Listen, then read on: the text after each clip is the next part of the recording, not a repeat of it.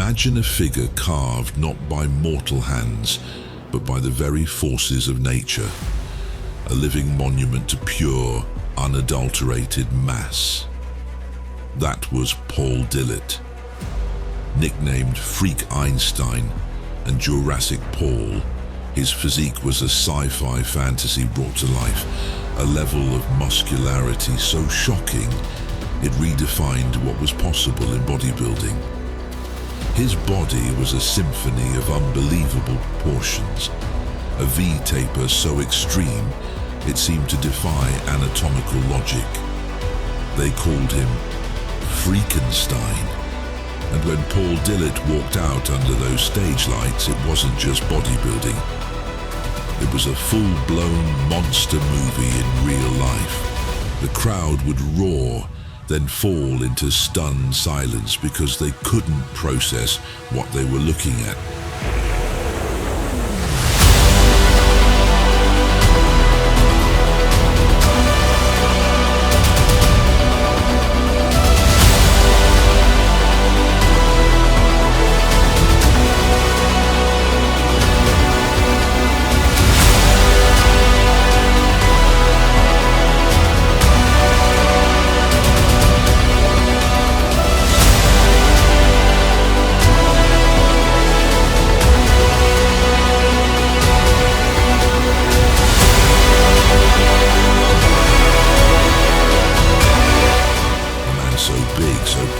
Proportioned that it felt like the human body had evolved into something entirely new.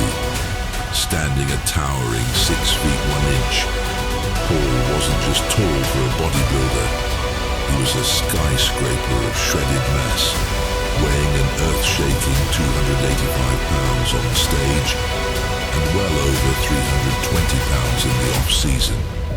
His frame looked like it was built to carry armor into battle, with delts the size of cannonballs, capping off arms that measured a mind-bending 24 inches around, bigger than most people's legs.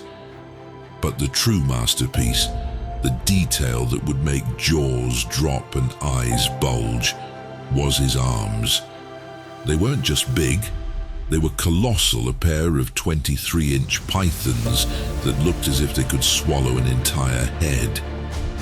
Dillett's arms possessed a unique, dense quality, with muscle bellies that were full and round from shoulder to elbow, creating a look that was both visually stunning and profoundly intimidating.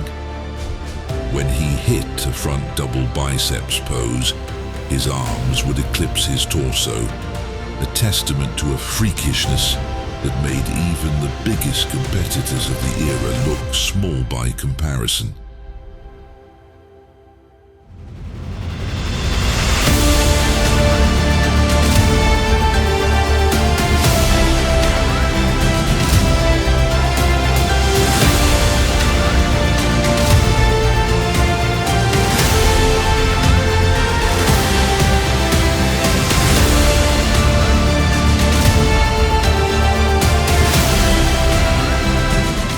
His lats spread like the wings of a stealth bomber, making him look twice as wide as anyone daring to stand next to him, while his quads, over 32 inches each, flared so violently to the sides that they almost defied balance, creating the kind of outer sweep most pros could only dream about. And then came the freakiest part. For all that mass, all that thickness, Paul still had razor-sharp abs, each one popping through skin so thin it looked like cellophane. His 60-inch chest was a literal wall of muscle, pushing forward like a shield, and when he hit a most muscular pose, it looked like his traps and delts might swallow his head whole. There was an aesthetic madness to his build. Unlike many mass monsters who look blocky, Paul's waist stayed tight, his lines were clean, and his proportions almost too perfect to be real.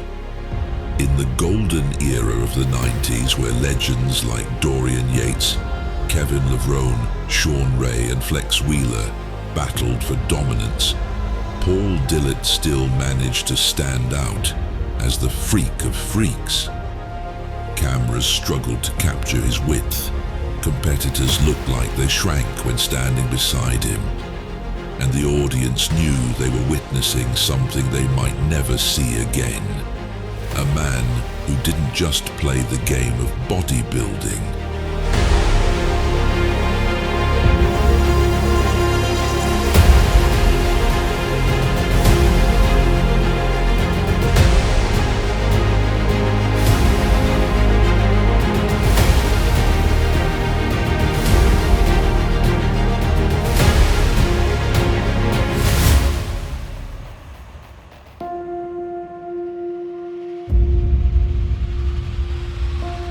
He rewrote the size rulebook entirely.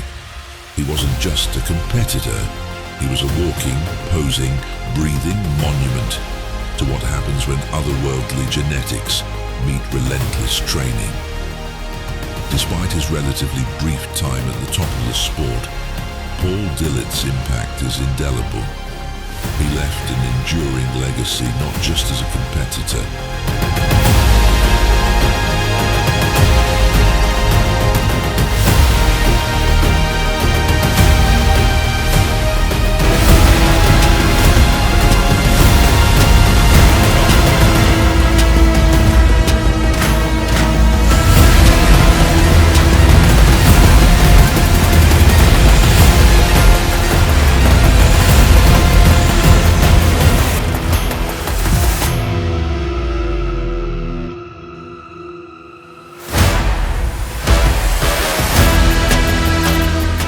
as a mass monster who set a new standard for size and muscularity.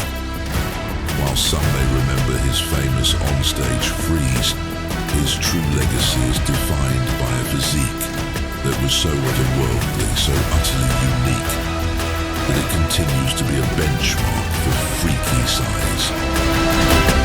After retiring from the stage, Dillett channeled his passion into a new direction, founding the World Bodybuilding and Fitness Federation, WBFF, an organization that continues to shape the fitness industry by blending bodybuilding with fashion and beauty.